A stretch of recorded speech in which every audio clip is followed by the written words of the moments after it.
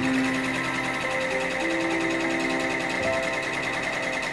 name's John Deere, and this is going to be a little different this week. I'm actually going to do something that I guess I'll call it story time. I'm going to share with you guys a piece of artwork that I did, I think about 18 years ago, that I'm really proud of. It's probably one of the 3 pieces that I've done in my career that really stand out in my memory. Keep in mind that when I was younger, I did enter contests between, I think it was 1996 and 2001. And that was pretty much my obsession at that stage in my life. I wanted to actually win 2 grand prizes in the industry for 2 different trade publications. And the reason why that was such a big deal to me was because nobody had ever done it before. And I wanted to be the first. And I did accomplish my goal in 2001. And I vowed at that point that I would never enter an embroidery competition again. And so far, I've kept to my word. But in 2000, the year before I won my 2nd grand prize, I did an embroidery design that I think was a little bit spectacular. I was so sure that it was going to win. Now, keep in mind that the reason why I entered competitions in the first place was because I was bored. I was bored stiff. If you've ever been a commercial puncher, a digitizer that actually digitized corporate designs day in, day out, 6 days a week, 12 plus hours a day, and you do the letter A about 100 times every single day, there is no excitement in it anymore, and it actually becomes very, very repetitive. And I did get to a point in my career as a puncher that I pretty much wanted to pack it in. Being it was a family business and my grandparents and my mother were my boss, I told them that I was upset, and they basically told me that I better just suck it up and get back to work, which I did. And respectfully, of course. But I actually started entering competitions because I wanted to be creative. It's no accident that we called this channel Embroidery Art, because it is, in my opinion, an art. And it's the reason why I'm sitting here today, is because I have a drive to be creative, to use thread as my medium, and to be as artistic as I possibly can. So anyways, in 1998, I won my first grand prize, and in 1999, I actually tried again, didn't win.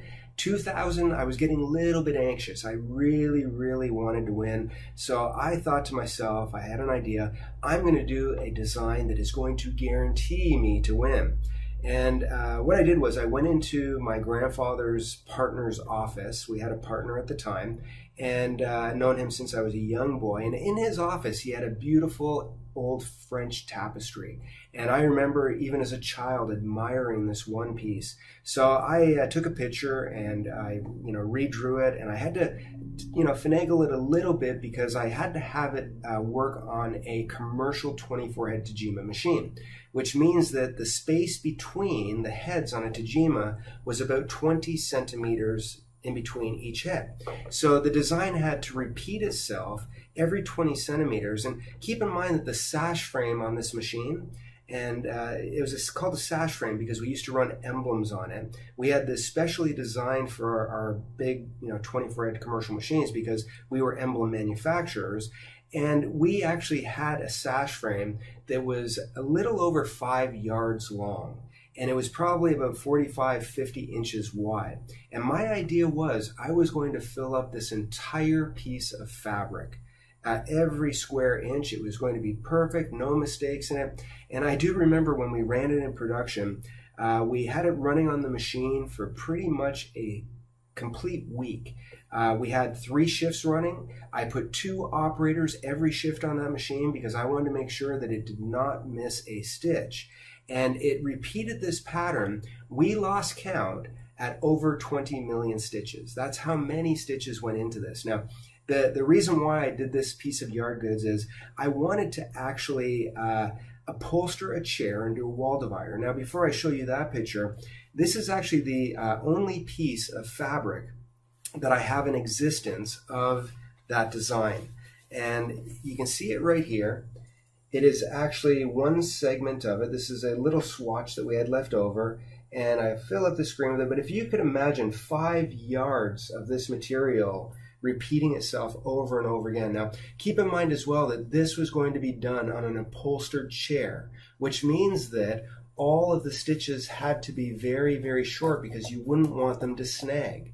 And it's done on canvas because it had to be a wearable material. I had to take all the wear and tear of being sat on. And it also could not be stitch intensive because in those days we didn't use polyester thread, we only used rayon.